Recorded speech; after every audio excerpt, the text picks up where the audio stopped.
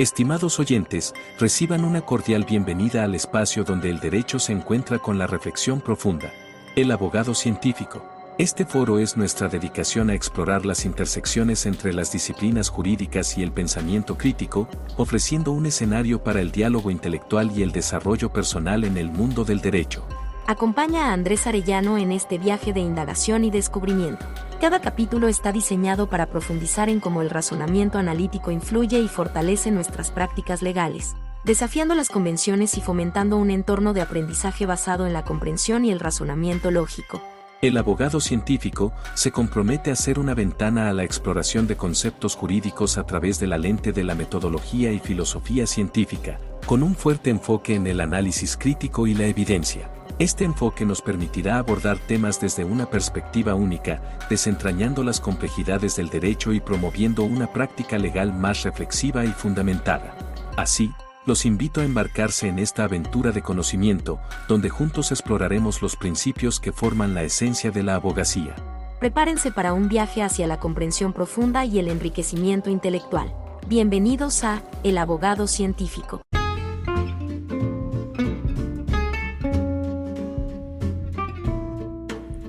¿Qué tal? Bienvenido a este episodio donde hablamos de todo un poco. En esta ocasión vamos a hablar de el abogado científico. Trataré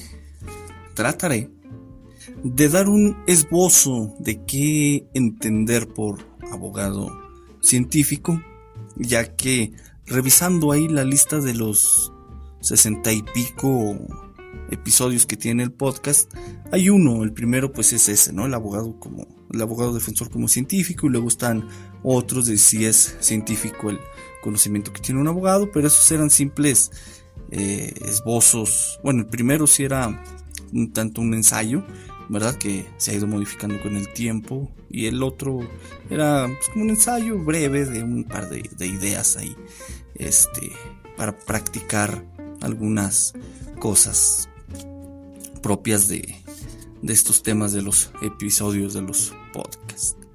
Pero al tema que hoy concierne, trataré de explayar un poquito más ya esto desde mi punto de vista, qué es eso del abogado científico, el abogado defensor científico.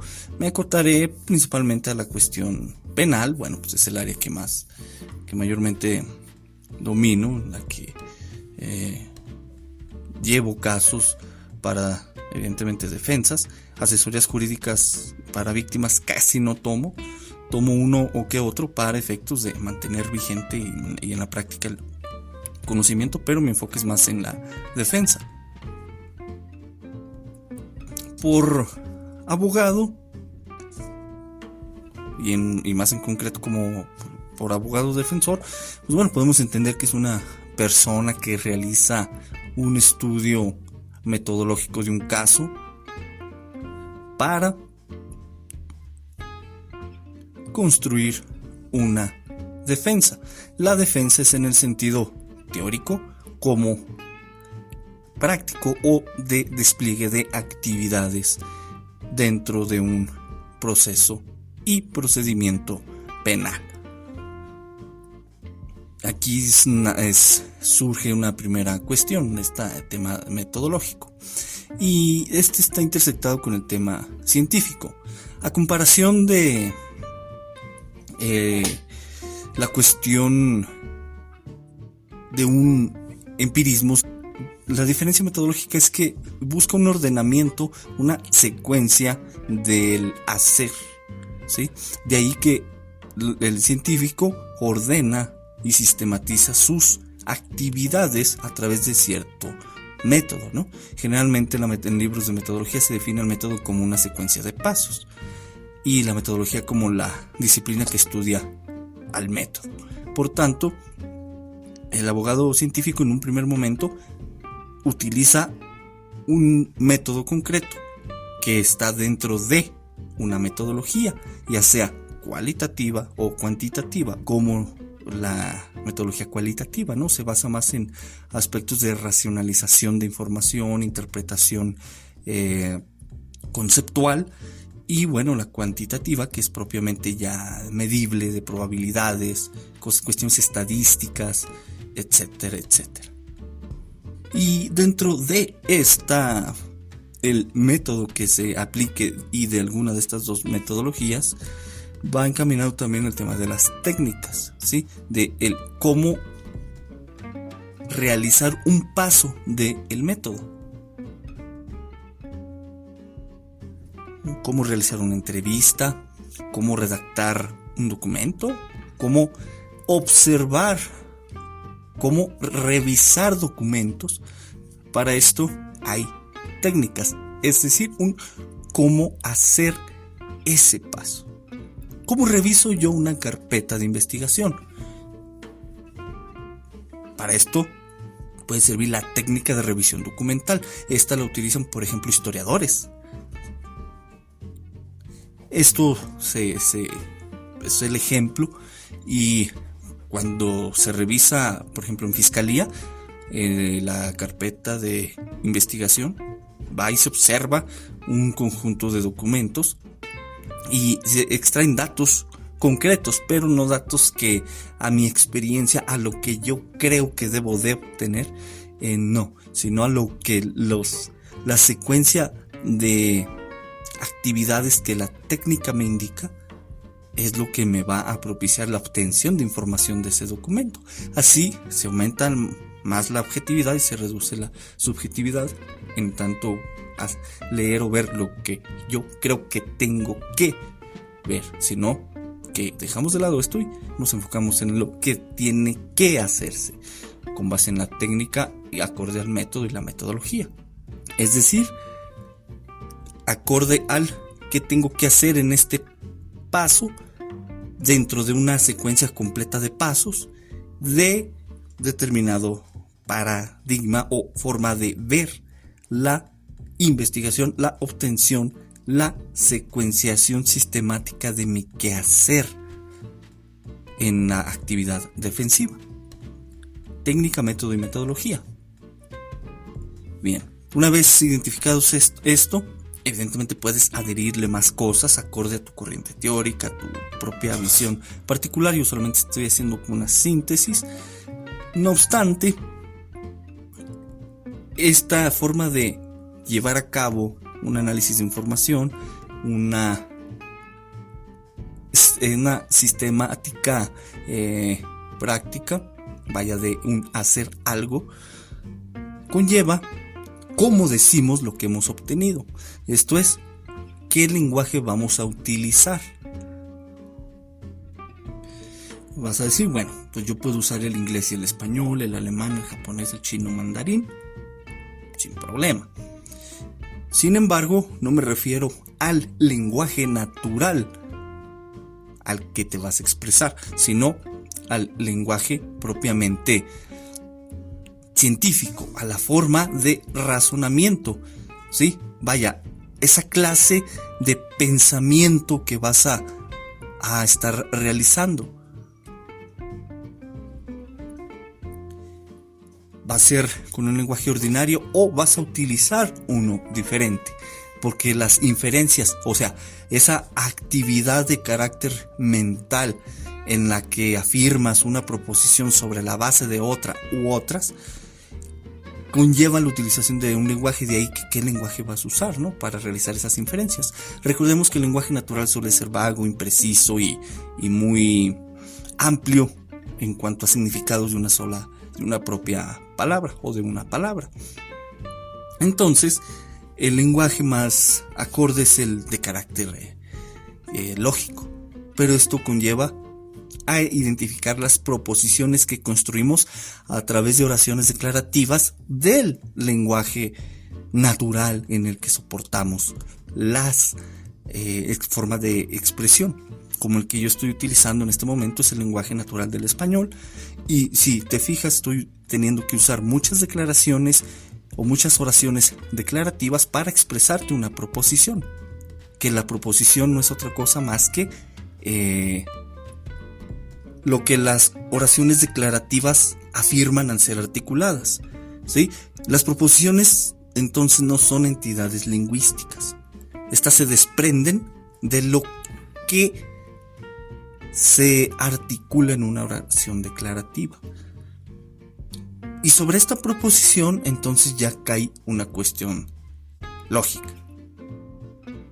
En este sentido, el utilizar un lenguaje lógico mediante simbolizaciones, ya sea lógica de enunciados, lógica de predicados, lógica matemática como la teoría de conjuntos, este tipo de lenguajes ahorra dificultades, ¿sí?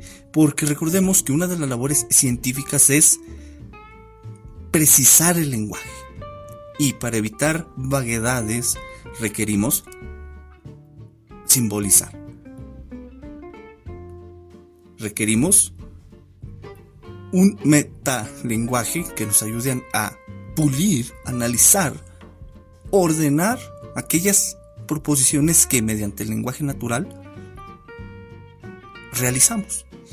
Entonces esta parte considero yo es relevante, porque por un lado se economiza espacio, se aumenta la precisión y se establecen proposiciones netamente que pueden ser verdaderas o falsas y demostrables o no. Y esto ayuda a que en la inferencia, ya expliqué lo que es la inferencia, se apliquen reglas muy concretas de un sistema deductivo. Este punto es medular por lo siguiente. Cuando estés platicando con otro abogado, presta atención a la forma en que está hablando. Si empieza a decir cosas como yo creo que, yo considero que, yo siento que, o a mi ver esto, a mi ver aquello, y lo que le sigue, vaya, la forma en que sustenta esa creencia va a permitirte ver no solamente el uso del lenguaje ordinario que emplea el abogado, ¿sí? Esas oraciones declarativas, sino la forma en que te va a plasmar en tu proceso cognitivo una proposición, en tu pensamiento te va a dar esa proposición, y si es posible que esa sea verdadera, ahí te vas a dar cuenta en la forma en que se formula y si está llegando o no a una conclusión concreta, demostrable, verdadera, como te dije, o bien falsa. En resumen, cuando escuches a un abogado hablar, si utiliza un lenguaje natural, entonces te va a estar tratando de dar una proposición. Luego, si es una argumentación proposicional, entonces afirma o niega algo. Si no pasa nada de esto, ahí tenemos un problema con el uso del lenguaje. Y posterior, el uso de la lógica en la forma de reexpresar, de relacionar sus ideas, relacionar conceptos a través de esta serie de proposiciones, implica una exactitud y una coherencia. Las deducciones implican reglas de inferencia. Y volviendo a la lógica de predicados, tenemos por un lado, por decir uno, el modus tollens, el silogismo hipotético, etc. Este punto medular de las reglas de la inferencia ayudan a meterle rigor al lenguaje, a la deducción, vaya, a la construcción argumentativa que estamos realizando. Esto que te vengo comentando está siendo medular y me estoy extendiendo, pero no me quiero atorar ahí, porque estimo ya ha quedado claro la necesariedad de dominar este tipo de argumentación y el uso de la lógica para simbolizar, ahorrar espacio, aumentar la precisión y exactitud, porque después de esto viene el uso y la cuestión semántica, ¿no? Darle un contenido, es decir, un significado, una referencia, a los aspectos de denotación que vamos haciendo, para saber qué es lo que va a significar esos, por ejemplo, esa ley lógica, ese teorema que se ha deducido, qué significa, cuál es su contenido en tanto en su aspecto jurídico, obviamente. Y bueno, otra cuestión del abogado científico no solamente es el uso de una técnica, método y dentro de determinada metodología, el uso de la precisión del lenguaje a través de lógicas, la simbolización, sino también que está orientado, lee, investiga sobre otras disciplinas científicas. Y aquí me voy a extender un poquito también. Cuando vas a un curso o incluso buscas en YouTube algún curso de teoría del caso, pues te va a salir, ¿no? Muchas fiscales, jueces, abogados, etcétera, que te van a decir siempre lo mismo, lo fáctico, lo jurídico, lo probatorio. No obstante, no te dicen en concreto qué es la teoría del caso. Y de ahí que empieza la confusión, pero por el uso del lenguaje que están teniendo, es decir, no están siendo claros. Y ante esa falta de claridad te ves obligado a buscar otras alternativas. Y entre esas, pues por eso estás escuchando este podcast.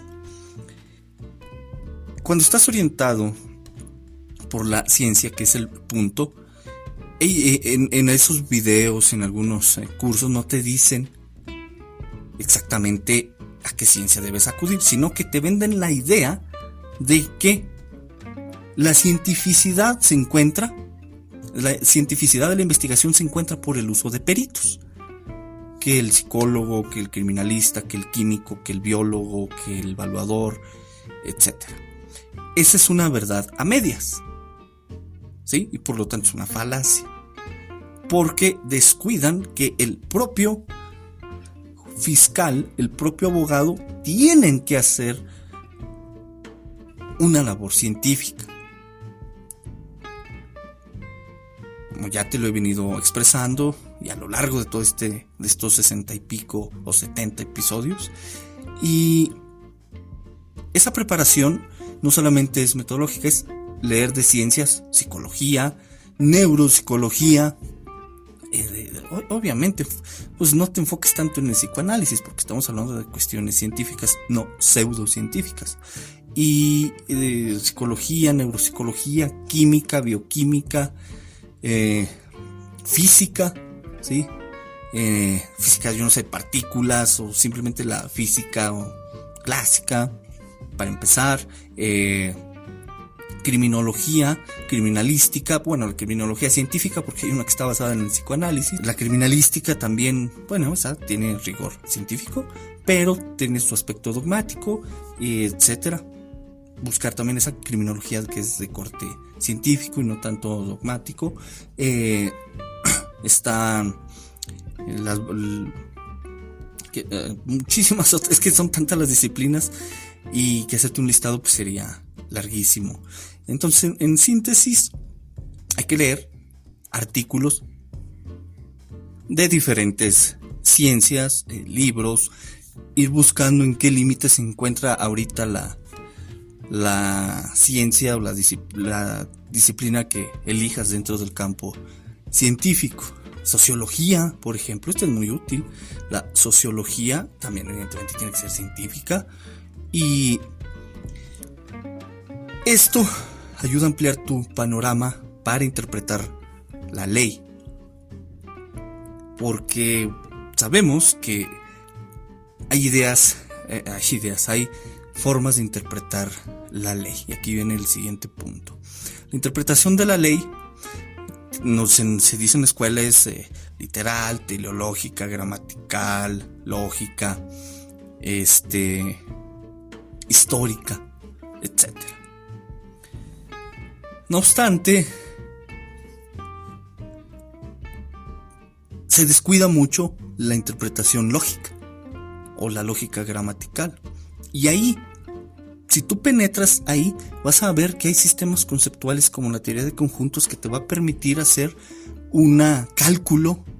literalmente un cálculo entre los conceptos, ¿sí? Y ordenar sistemáticamente las ideas que tú encuentres derivados de determinada legislación.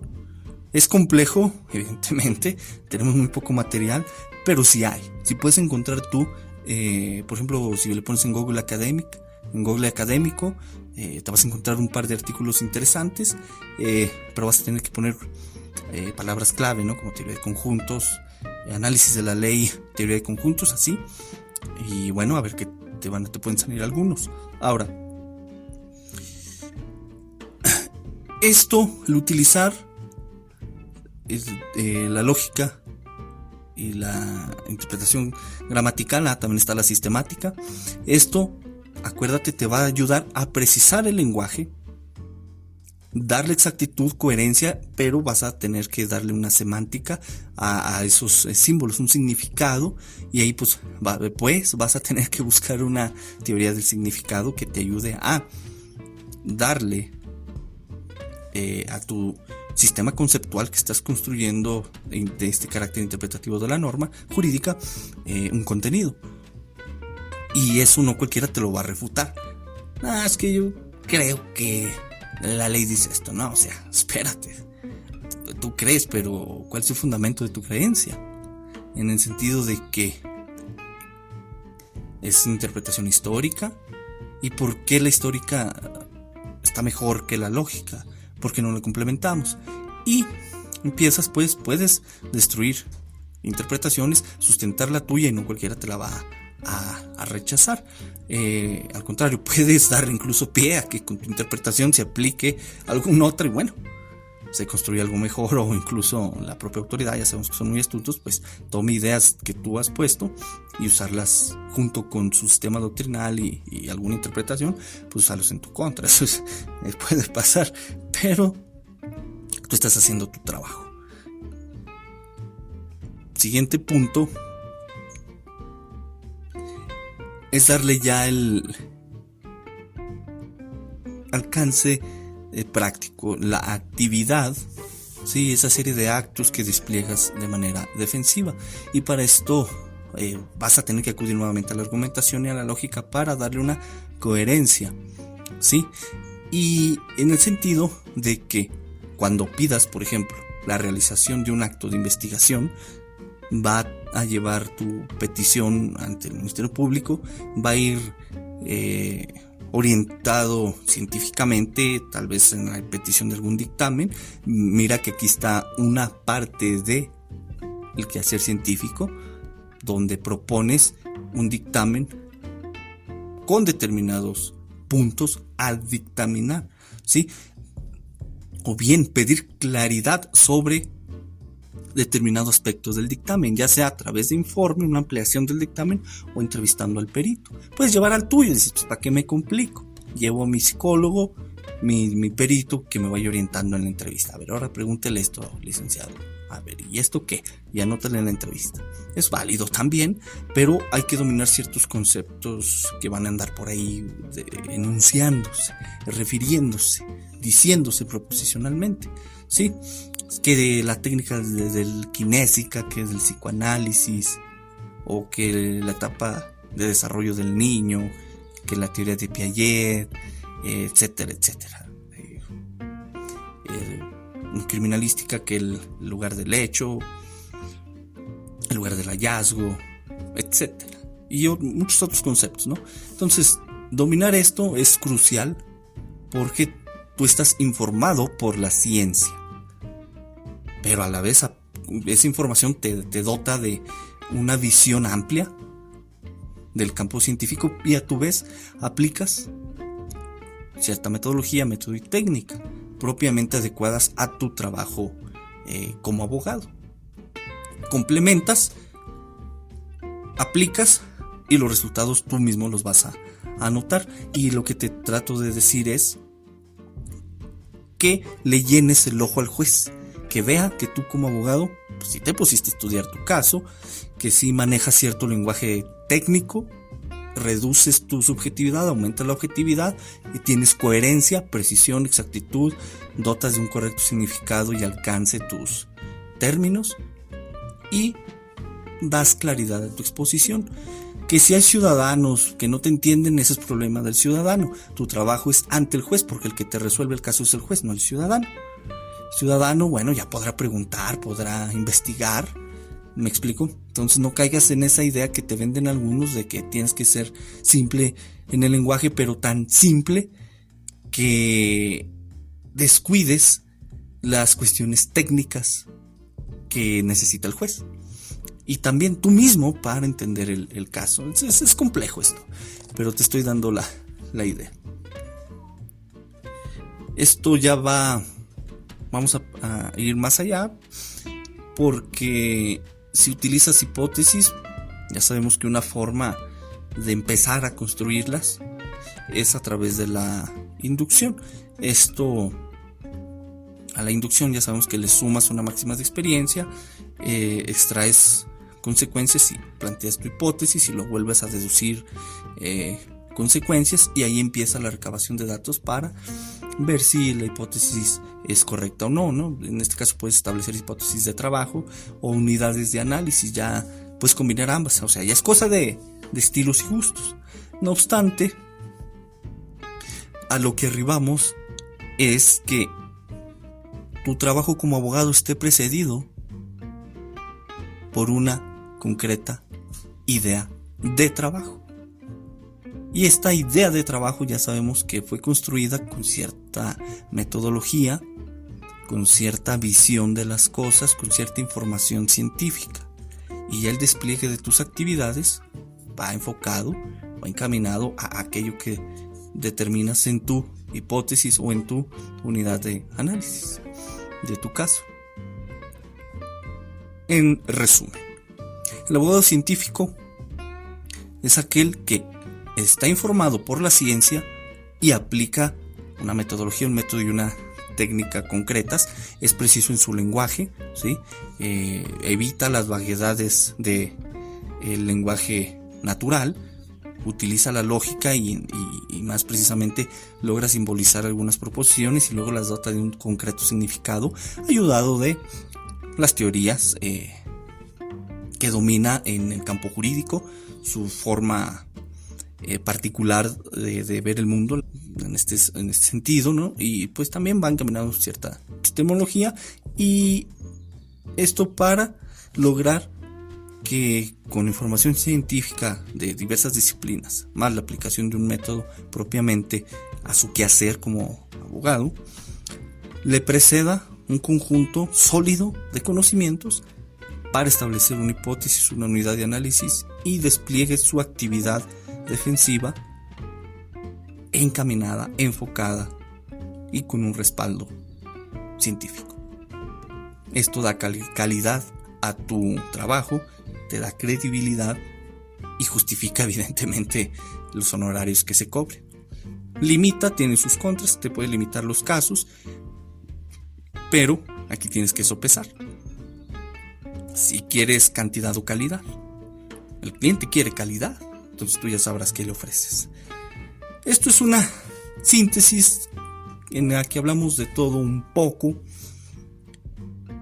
o un poco de todo, y veamos que te he compartido un poco mi forma muy particular de ver la abogacía, de ejercer la abogacía, y a título personal me ha dado mucha satisfacción.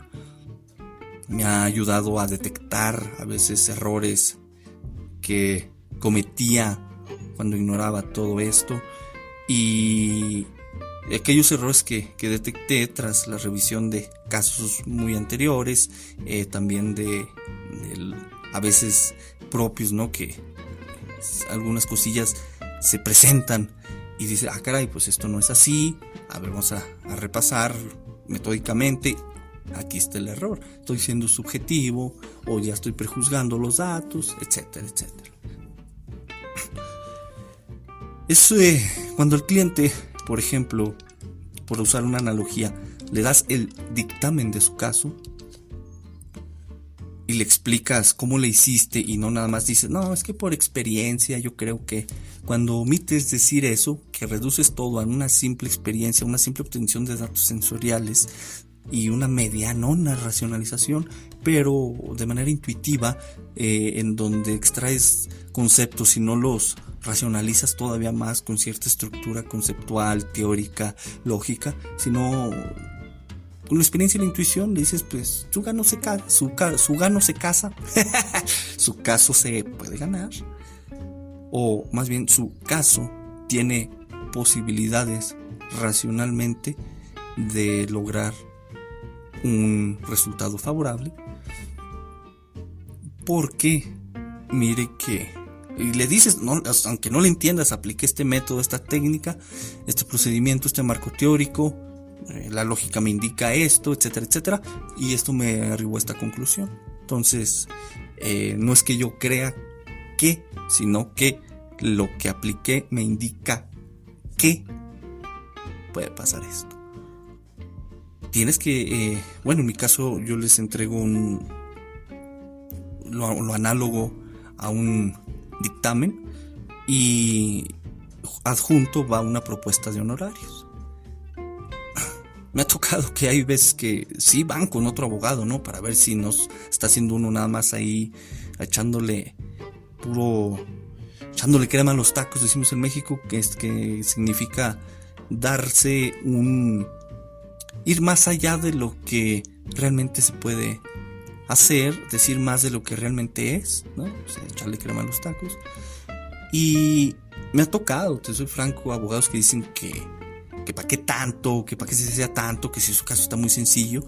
Y bueno, los terminan contratando a aquellos abogados que les dicen lo que quieren oír, y algunos pues han llegado a acuerdos favorables, otros más han perdido, y al final algunos siguen pautas que quedan plasmadas en este análogo al dictamen, quedan ahí plasmados, y pues en cierto modo da gusto, ¿no? De que es información útil.